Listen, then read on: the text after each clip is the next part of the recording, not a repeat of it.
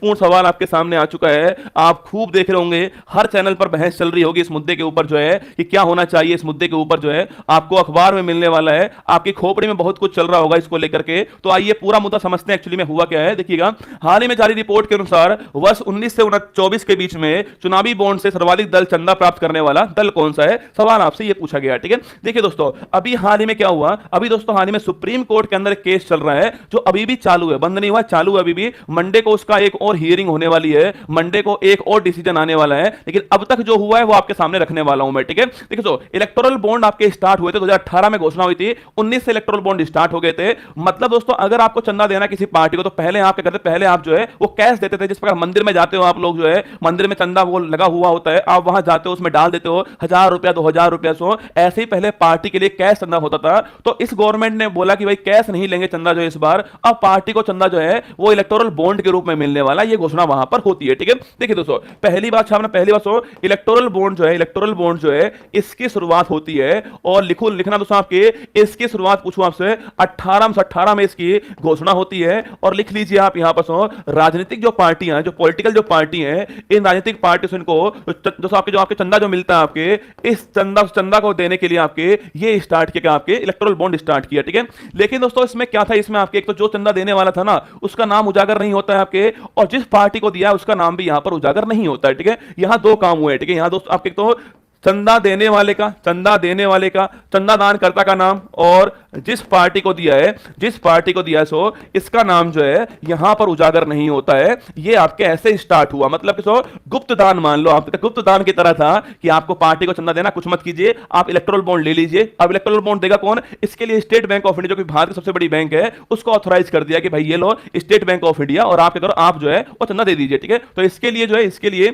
State bank of India जो है इसको नोडल बैंक बनाया गया है, और इलेक्टोरल बॉन्ड जो है इसका डिस्ट्रीब्यूशन जो है यही बैंक कर रही थी। भाई साहब, अब वर्तमान में स्टेट बैंक ऑफ इंडिया सोच रहा है यार मैंने क्यों ही शुरू किया ये काम, जो है ना ये फंस गया भाई साहब, पूरी तरह फंस गया ना। तो स्टेट बैंक ऑफ इंडिया को बोला गया भाई आप नोडल बैंक हो, इलेक्टोरल बॉन्ड आप बांटने वाले हो, आपको जिम्मेदारी मिलती है इसकी जो है। अब दोस्तों इसने बांटना स्टार्ट किया इलेक्टोरल बॉन्ड जो है, ये पिछले 5 साल से बांट ही रहा है। ठीक है, 2019 से 24 जो है इसके बीच में इसने खूब दोस्तों इलेक्टोरल बॉन्ड बांटे हैं, जिसमें 1000 रुपए भी था, जिसमें आपके 1 लाख रुपए भी था, जिसमें 1 करोड़ रुपए भी आपके बॉन्ड था। ये बॉन्ड बांटना स्टार्ट किया। ठीक है, यह मामला पहुंच गया सुप्रीम कोर्ट के अंदर। क्या यह दोस्तों मामला आपके सुप्रीम कोर्ट पहुंच गया, और सुप्रीम कोर्ट से वहां पर आपके 5 न्यायाधीश जो हैं, इन 5 न्यायाधीश की आपके एक संवैधानिक बेंच बैठती है। जब भी सुप्रीम कोर्ट में किसी बेंच में 5 न्यायाधीश होंगे या इससे अधिक होंगे, उसको हम लोग कॉन्स्टिट्यूशन बेंच बोलने वाले हैं। तो 5 न्यायाधीश की बेंच यहां पर बैठ जाती है। ठीक है, और यहां जो मुख्य न्यायाधीश जो है, जो कि दोस्तों आप जानते हो मुख्य न्यायाधीश कौन है वर्तमान में, वो हमारे जो मुख्य न्यायाधीश आपके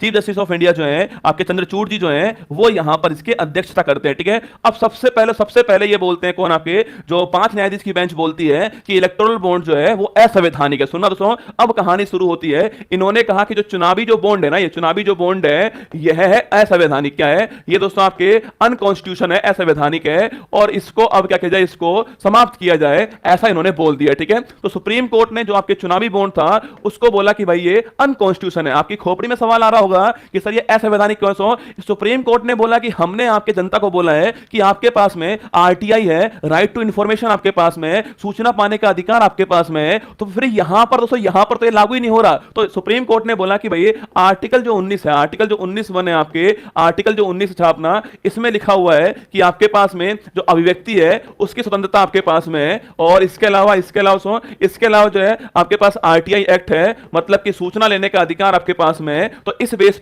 पे क्या हुआ, इस बेस पे जो है इसको एंड कर दिया। ठीक है, चलो कोई बात नहीं, चुनावी बॉन्ड से एंड हो गया। तो एसबीआई ने बोला कोई बात नहीं, एंड हो जाने दो, अपना काम तो हो ही गया है। ठीक है, फिर सुप्रीम कोर्ट ने बोला स्टेट बैंक ऑफ इंडिया से आप ऐसा करना, आप अगले 26 दिनों के अंदर, क्या बोल रहे हैं सुप्रीम कोर्ट जी बोल रहे हैं, आप ऐसा करना, आप अगले 26 दिनों के अंदर स्टेट बैंक ऑफ इंडिया से बोला गया कि भाई जिसने आप अगले 26 दिनों में इलेक्टोरल बॉन्ड जो है इसकी पूरी जानकारी जो है वो किसको, वो चुनाव आयोग जो है इसको सबमिट करना, और चुनाव आयोग जो है वो इस जानकारी को अपनी जो साइट जो है, अपनी जो वेबसाइट है उसके ऊपर पब्लिश करने वाली है। बोलो मां के बिहारी लाल की जय। अब आप सोचिए यार, आप सोचना दोस्तों, जिन्होंने चंदा दिया था मान लो, और जब वहां पर लिखा हुआ था कि भाई दान देने वाले का नाम उजागर नहीं होगा, और जिस पार्टी को दिया नाम उजागर नहीं होगा, कितने लोगों ने चंदा दे दिया होगा, सोचिए, आपकी नाम थोड़ी आएगा बाहर। अब दोस्तों सोचना क्या हुआ हुआ होगा जब सुप्रीम कोर्ट ने यह कहा कि भाई साहब कि जिसने जो इलेक्टोरल बॉन्ड जो आपकी जानकारी है आपके पास, सारी जानकारी जो है इलेक्शन कमीशन को दीजिए, वो अपनी वेबसाइट पर पब्लिश करने वाली है। ऐसा 26 दिनों के अंदर करना पड़ेगा। 25 दिन तक इन्होंने कुछ नहीं किया। क्या 25 दिन तक भाई साहब ये एसबीआई वाले जो हैं वो लंच पर चले गए ना। 25 दिन जो है एसबीआई वाले जो हैं वो लंच पे चले गए, इन्होंने कुछ नहीं किया ना। फिर दोस्तों सुप्रीम कोर्ट गए और बोले कि हमें थोड़ा टाइम चाहिए, 3 हफ्ते का। कितना हमें जो है, हमें 3 वीक का टाइम चाहिए, 3 हफ्ते का टाइम चाहिए, हम तब सबमिट कराएंगे अपनी जानकारी। सुप्रीम कोर्ट ने बोला क्या करोगे 3 हफ्ते का? इन्होंने कहा टाइम लगता है। सुप्रीम कोर्ट ने बोला सारा मामला ऑनलाइन है, एक बटन दबाओगे सारी जानकारी आ जाएगी, और आप तो देश की सबसे बड़ी बैंक हो, आपको 3 हफ्ते चाहिए तो और बैंक का क्या हाल होगा?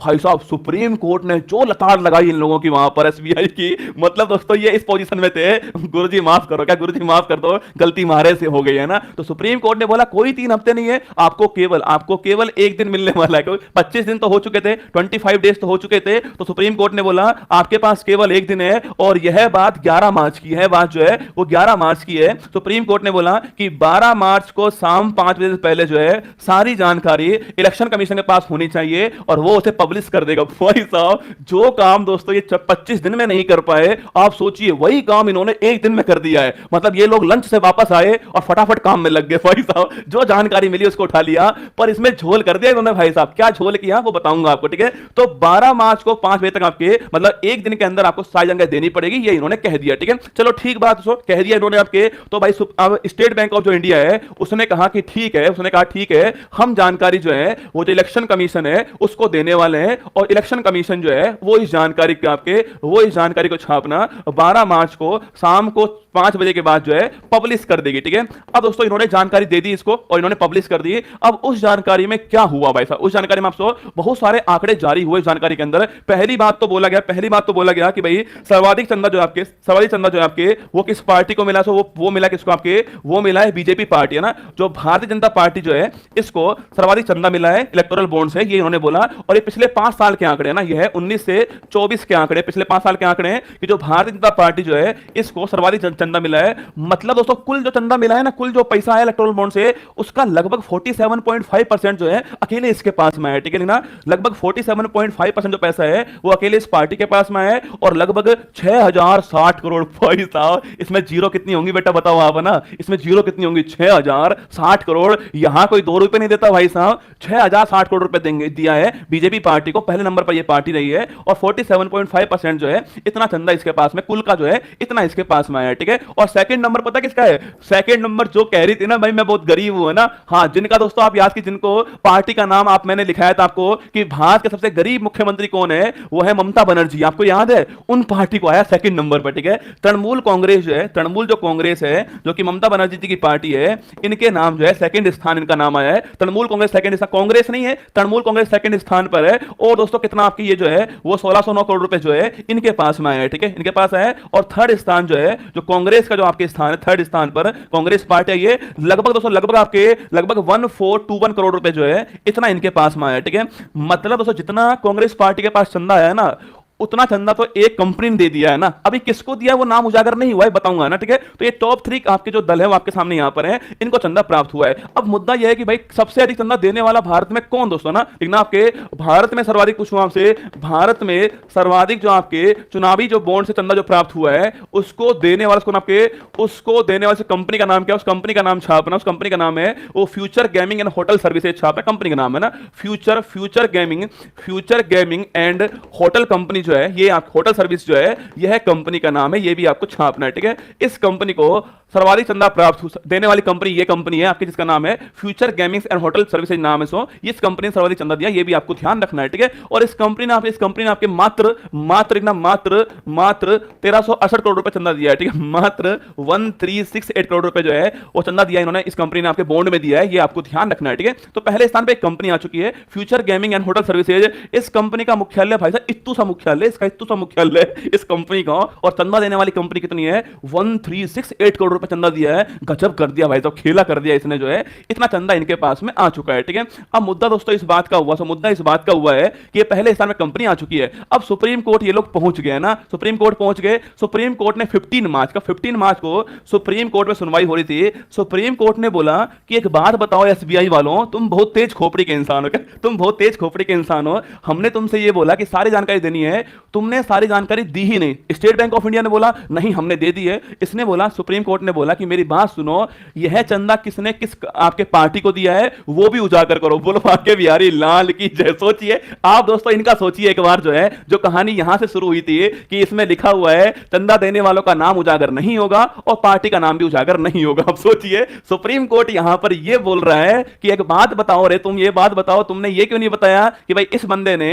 इस पार्टी को चंदा दिया है, ए नाम का बंदा है, इसने इस बी पार्टी को चंदा दिया है, वो नाम भी बताओ। सुप्रीम कोर्ट ने स्टेट बैंक ऑफ इंडिया से बोला है कि आपने यह क्यों नहीं बताया कि जो चंदा देने वाला है आपके, उस देने वाले का ना, देने वाला जो है उसने किस पार्टी को चंदा दिया है, किस पार्टी चंदा दिया आपके और कितना दिया है, यह भी तो उजागर करो, तभी तो पता लगेगा कि भाई किसने किस पार्टी को चंदा दिया है। अब सोचिए जब दोस्तों ऐसा होगा, मान लो आप जब ऐसा होगा कि भाई नाम सामने आएंगे तो भाई कितने डूबने वाले आप देख रहे हो ना। और तेरे पास इतना पैसा था क्या, तो नाम डूबने वाले हैं। क्योंकि दोस्तों एसबीआई ने क्या कहा, एसबीआई ने आपके, आप बोलोगे सर एसबीआई ने ऐसा झोल को कही आपके, क्योंकि दोस्तों एसबीआई ने आपके जो मान लो ये क्या है, मान लो ये इलेक्टोरल बॉन्ड है, मान लो इलेक्टोरल बॉन्ड है, जो किसी ने भी चंदा दिया होगा तो उसके बदले में उसको ये मिला होगा। यहां दोस्तों यहां पर एक कोड लिखा होता है, उसको ये लोग बोलते हैं, उसको नाम दिया इन्होंने आपके कि ये अल्फा न्यूमेरिक कोड नंबर है। क्या है ये? एक अल्फा, यहां पर एक अल्फा न्यूमेरिक नंबर लिखा होता है, यहां पर एक अल्फा न्यूमेरिक नंबर लिखा होता है। बस स्टेट बैंक ऑफ इंडिया जो है ना,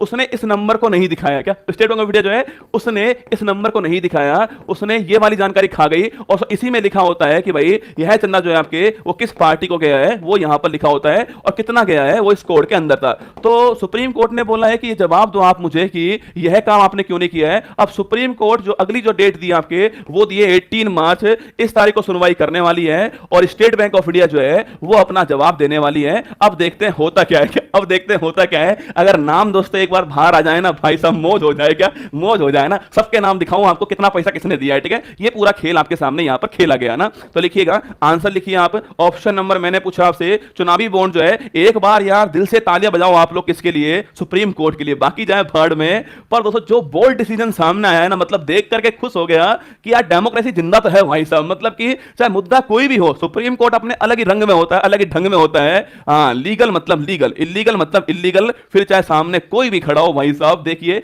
अब देखते हैं क्या होता है। हमारा आंसर हो गया है, चंदा देने वाला कौन आपके छाप में किसको प्राप्त हुआ है, वो मिला है भारतीय जनता पार्टी बीजेपी को मिला है। Option number C correct answer हो गया है, इसको प्राप्त हुआ है। ठीक है, चलिए आगे